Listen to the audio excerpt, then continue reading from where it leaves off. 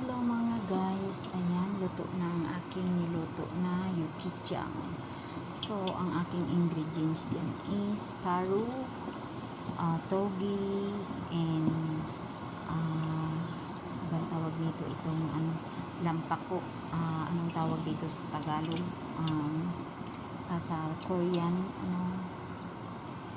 nasa bunganga ko yung nasa dila ko na yung pangalan niya. Ayan, so chicken na pinakuluan ko kanina. Nagpakulo ako ng chicken, yung chicken na native.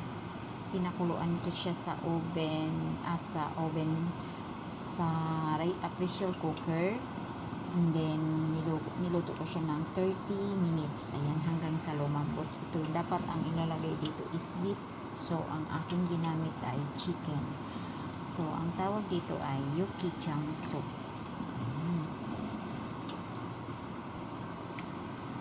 Yung sauce niya dito is chili powder,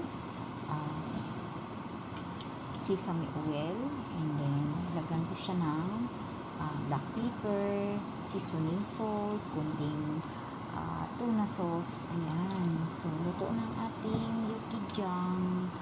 Ayan.